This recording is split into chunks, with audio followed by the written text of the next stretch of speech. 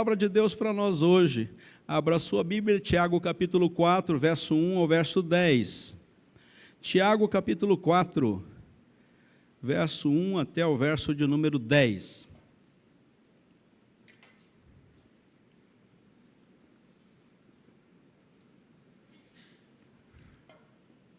Tiago capítulo 4, começando com o verso 1 até o verso de número 10. De onde procedem guerras e contendas que há entre vós? De onde, senão dos prazeres que militam em nossa carne? Cobiçais e nada tendes, matais e invejais, e nada podeis obter. Viveis a lutar e a fazer guerras, nada tendes, porque não pedis. Pedis e não recebeis, porque pedis mal, para esbanjardes nos vossos prazeres. Infiéis, não compreendeis que a amizade do mundo é inimiga de Deus? Aquele, pois, que quiser ser amigo do mundo, constitui-se inimigo de Deus. Ou supondes que em vão afirma a Escritura, é com ciúme que por nós anseia o Espírito, que Ele fez habitar em nós?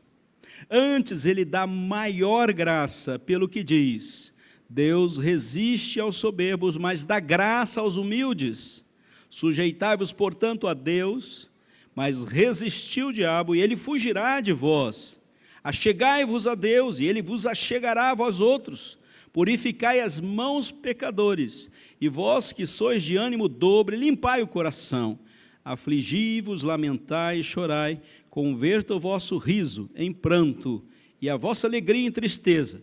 Humilhai-vos na presença do Senhor, e Ele vos exaltará. Senhor Deus, obrigado pela Tua palavra, instrumento na mão do Teu Santo Espírito, para nos dar caminhada segura aqui na terra. Obrigado porque podemos abri-la, meditar nela.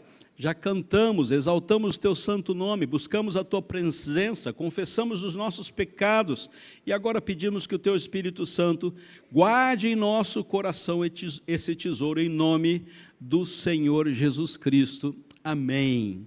Queridos, a chamada ao arrependimento, Deus está nos convocando a colocar nosso coração nas suas mãos, e precisamos trilhar o caminho da humildade, constantemente reconhecendo a necessidade que nós temos da intervenção de Deus.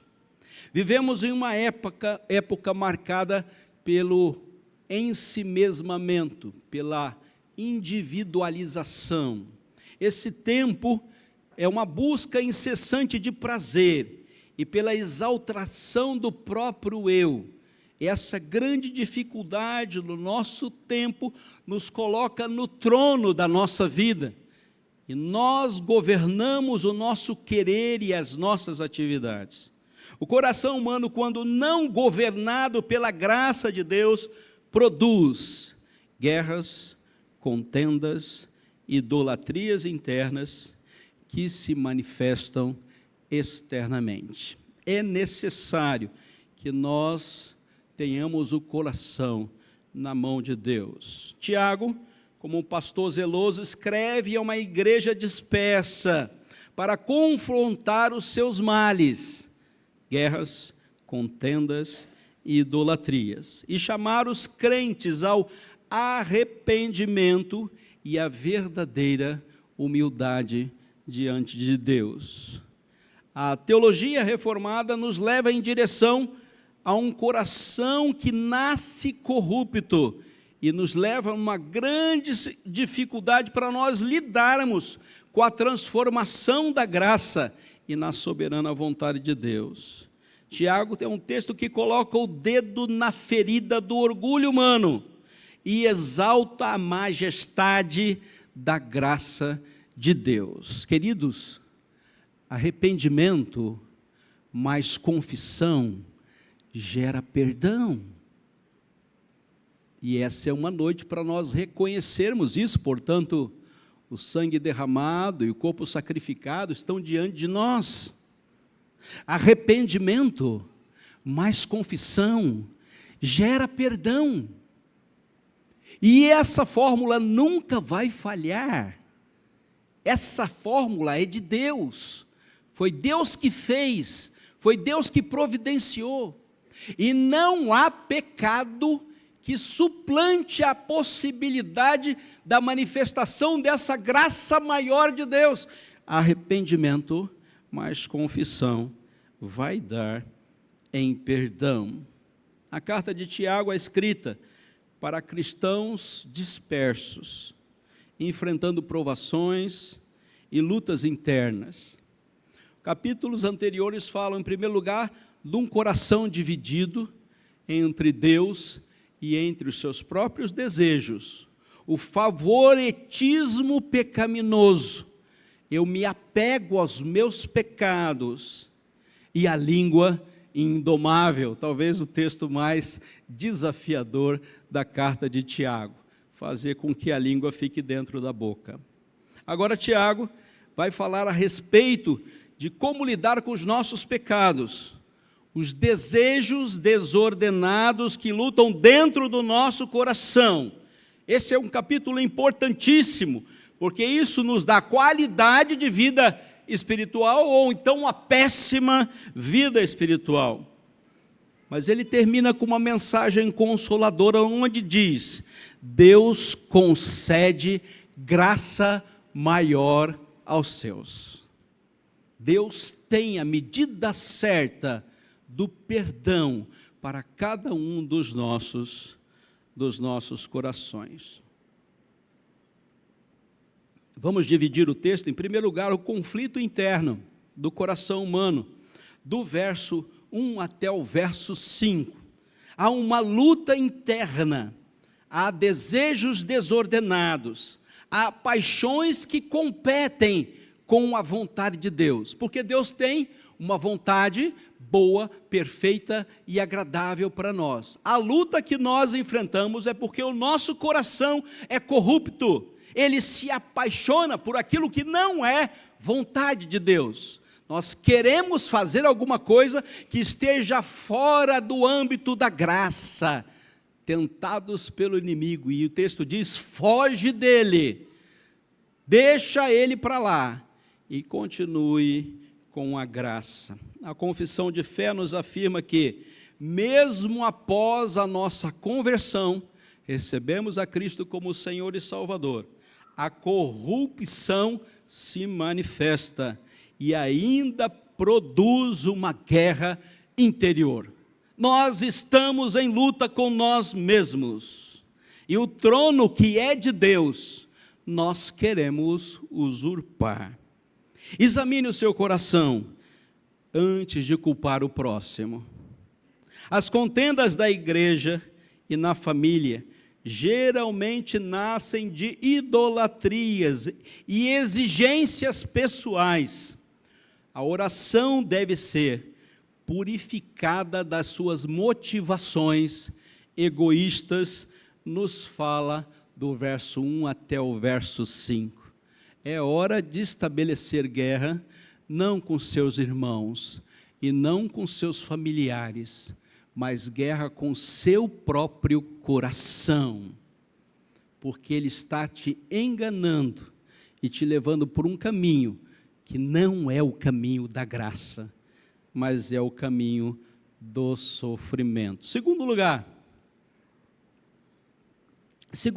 a graça maior é oferecida somente para os humildes. A graça maior não é oferecida para os soberbos. A graça maior não é oferecida para aqueles que querem um altar para si mesmos. Ela só é oferecida para quem se submete à vontade de Deus. A confissão nos diz, nos declara que esta graça não é fruto de obras, mas da livre dádiva divina.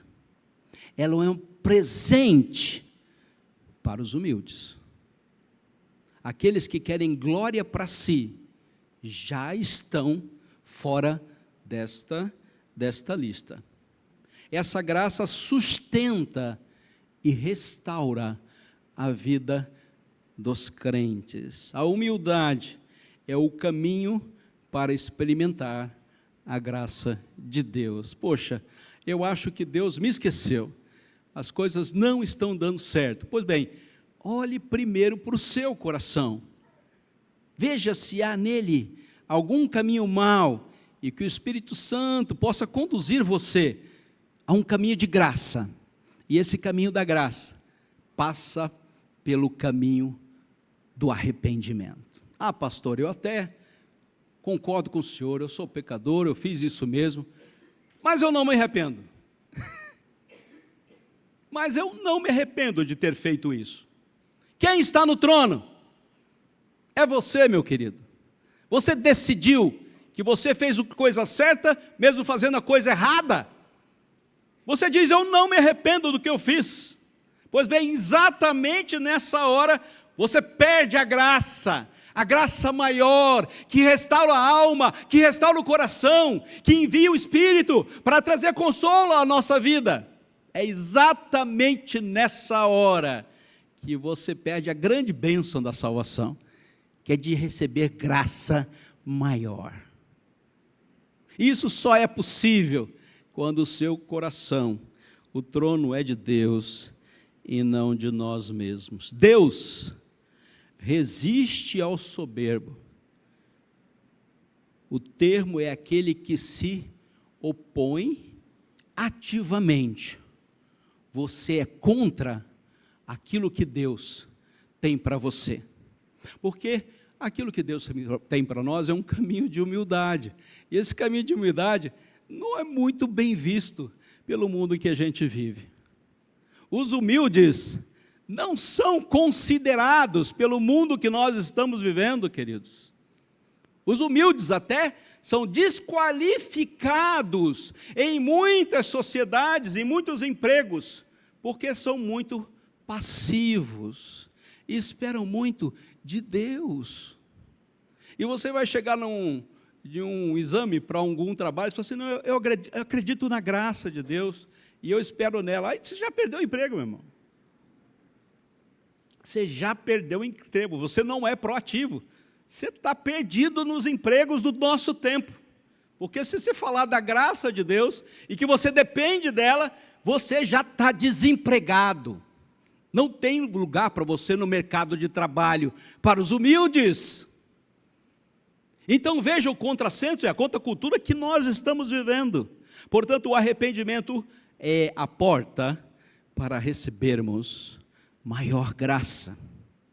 Arrependimento não é humilhação destrutiva, mas é retorno ao Pai. Retorno ao Pai do perdão. Retorno ao Pai da restauração.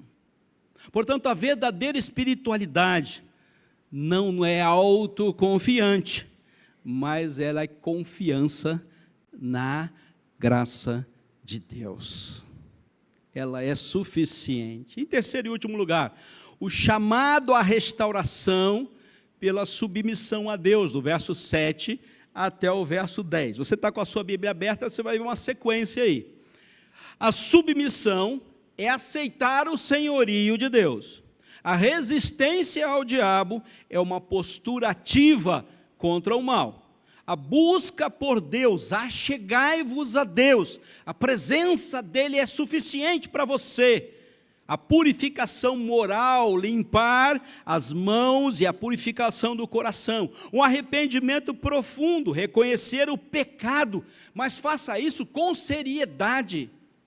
Se quede diante de Deus, confesse e receba o perdão. E finalmente, a humilhação é reconhecer a soberania de Deus. A humilhação não é, está vendo como eu sou pobre, como eu sou necessitado, mas a humilhação é o reconhecimento que o Senhor está na glória, e eu estou aqui totalmente dependente da sua operosidade. Confissão de Fé, capítulo 15, verso 2.